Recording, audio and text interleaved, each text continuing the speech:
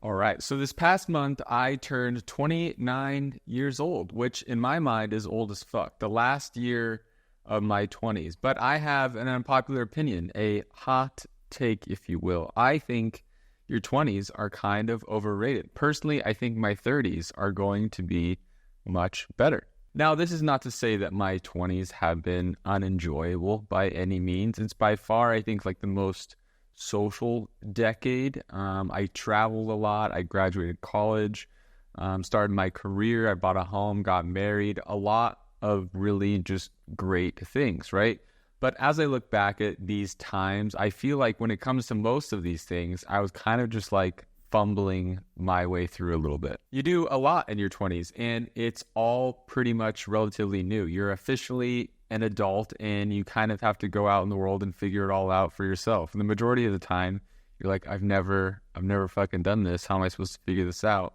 But eventually, you just kind of give it a shot, and you do. But I feel like in your 30s, generally, people just have a better grasp on what the fuck is going on in life and how to operate, which to me sounds like an absolute dream. Like to actually know what to expect when you set out to do something would be amazing. You're also well off in your career in your 30s, so you have kind of a better picture about how life is, I think, like going to look for you, how it's going to play out. For most people, that's when you tend to also like start a family, which would be quite the revelation if I had that thought myself. I don't know. I don't think I'm anywhere close to wanting a kid right now, so that will be exciting if that ever comes. But in your 30s, you tend to have a little bit more money in your pocket too, so you can start like splurging a little bit more. But it's also a time when you have a more kind of tame, sophisticated style of fun, I think, that you're looking for. Like, you're not blowing all your money on car camping at Coachella anymore. You're investing in some new hobbies that you're interested in. And with all that said, I think I can see kind of my interest changing as I approach this 30 mark, which is exciting, but also kind of a little scary. For example, let's start off with something like golf. My entire life, golf has been just the most boring thing to watch. Some of the best midday naps that I've ever had in my entire life have come from turning on golf. But last month, for the first time ever, I decided to turn on the Masters tournament, and holy shit, was this entertaining to watch. Days on end. And as I'm watching, I started to like gravitate towards like certain players, right? And for like no reason at all. And then my wife will walk into the room and I'll start giving her like some background information on players that I just heard myself for the first time 10 minutes ago, and I'm like mansplaining the entire sport when I have no idea what's going on. And I couldn't believe it though, right? Like I couldn't believe I've been missing out on this great pastime all my life. But then I was like, oh shit, I sound like a fucking old man, right? Now, I've never really golfed myself. I've been to like the driving range, but that's pretty much it, some putt-putt. But I can totally see myself getting into this into my 30s for a few reasons. First, it's like low-key, it's kind of expensive, right? And as my wife starts making this doctor money pretty soon here, I feel like I can be able to like treat myself a little bit more and not have the extreme guilt that I put on myself for spending money unnecessarily. Second, as I've gotten older, I've just wanted to be outside more, I think. And as a kid, I pretty much lived inside because Vegas was just so hot. And then in your teen years, you kind of like never leave your bedroom, right? Unless it's absolutely necessary.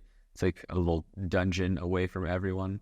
But then as you kind of get older, you'll just kind of want to like sit outside a little more for no reason, like drink a cup of coffee, take a walk, sit around a fire. It's like there's this tiny little voice in your head that's like, maybe you should go outside. It'll be nice. And if that isn't the epitome of getting old, I don't know what is. But yeah, golf was one of the first signs of getting old for me. Even on our last trip that we just took, the number one golfer in the world, right, Scotty Scheffler, got arrested on his way to a tournament. And I'm like refreshing the ESPN app every like 10 minutes to try to read like new stories or any new updates. And to me, like, it was just wild. And it's wild to think about this because a couple weeks ago, I wouldn't have even given this like a second thought. And now I'm out here acting like I know the guy, and I'm like getting all fired up, like he's innocent, he's a good guy. Scotty's a good guy. But I don't know.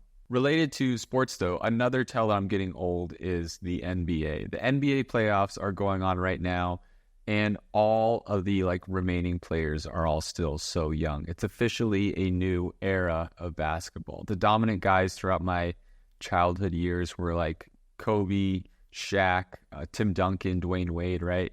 And then guys like LeBron came in, and LeBron is 39 now. Steph is 36, and Kevin Durant is 35. They're just old men, and you're watching, and you just say, back in my day, LeBron came back from a 3-1 lead, and it was a different style of basketball. You know what really shows a man's age, though, is his thoughts on Caitlin Clark. Bring up Caitlin Clark in a conversation and mention how she's the leading NCAA basketball scorer of all time. And they can't stand it. It drives a middle to like late age man insane.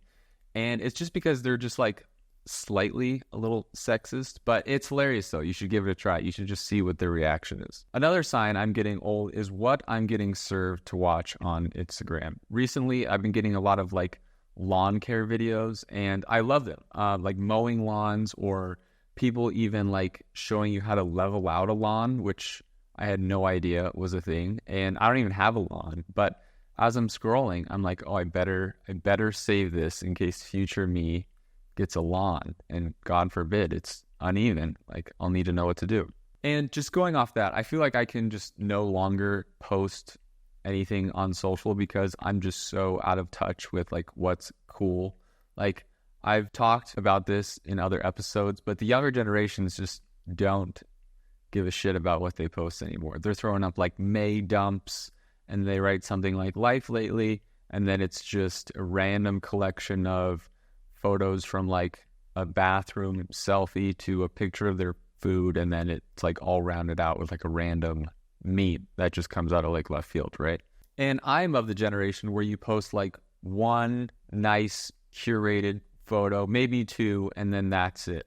I was gonna make a post about like coming back from our honeymoon, and I looked at all the photos that I took, and it's like a 3x zoomed in picture of a lizard, like a mango tree, a stray cat, and I was just like, Jesus Christ, I am turning into a middle-aged woman, and I can't post these. And eventually, I think like the final evolution of my photo album will just be like sunrises and close-ups of flowers that have bloomed and inspirational quotes, and that's when I'm going to be like, wow, this is it. I'm old. Lastly, though, this is one of the biggest changes into full adulthood that I'm experiencing, and I can't believe I'm even like talking about it because it is one of the most just boring topics in the world. But politics. For some reason, I decided to give Barack Obama's book, A Promised Land, a listen to, and it's great. It's been really good so far, and it's just mind-blowing to me because the majority of it is about like him like putting in or like setting his policies and what he went through in his presidency, but it's 29 hours long too, which is just complete insanity. I still have like 4 hours left, I think, but it's pretty interesting, and it's been a really good listen. And prior to this, I've just had no interest in politics whatsoever, but now with like the recent like Trump verdict and everything going on there, like it's like things are starting to get a little interesting to me. I do have one major takeaway though. The job of being the president is absolutely just set up to fail. I think this one person has to take on foreign affairs, negotiating trade policy, wars, civil rights, the economy, global warming. And I know I'm like leaving a bunch of topics out on top of that, but there's no way like one person can withhold all of this knowledge, I think, and just be expected to jump around from one topic to the next every day. And this led me to think like, well, the only way for this role to really succeed is by having a strong like team in place, right?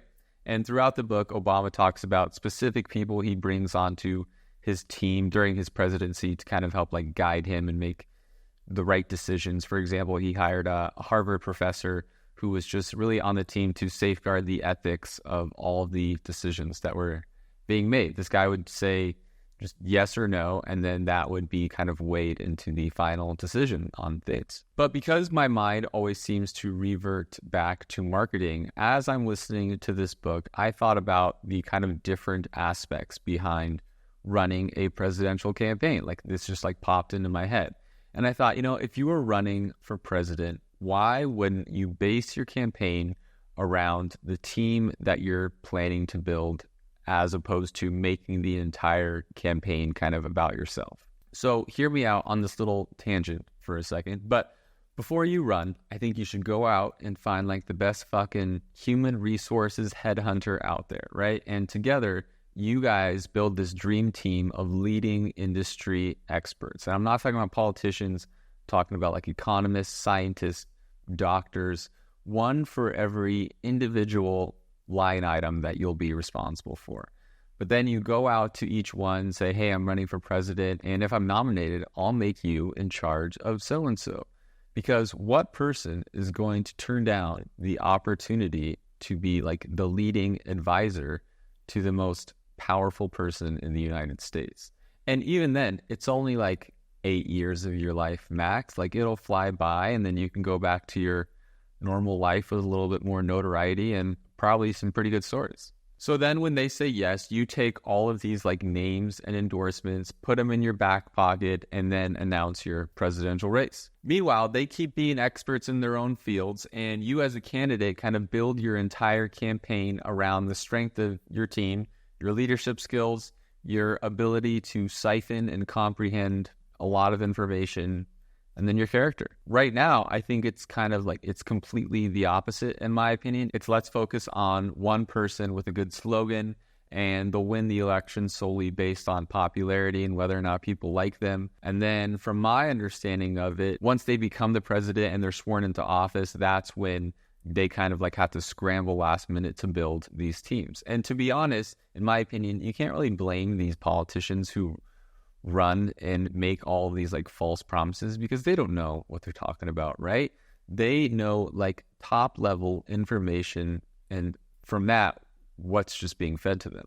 But build a good team and base your campaign around them, and I think you've got a pretty good shot. But anyways, that's my little pitch there for running a presidential campaign. Obviously, it's an oversimplification, and I could be dead wrong, but love it, hate it, I don't really care. I guess that's one reason why I really don't like politics, because it's also like so divided, And since I've been able to vote, at least, I think it's gotten a lot worse. And I'm not a big choose a side type of guy. I think there can be a lot that can live in the gray area. But anyways, it's crazy. It's crazy getting older, Live it up now, kids, because before you know it, you're going to be talking about things like retirement and how new music kind of just sounds like noise these days. But as a trade-off, you start kind of being able to handle life a little bit better. You get some new hobbies, which is fun. So it's not all bad. Anyways, thank you for listening. I appreciate it. We are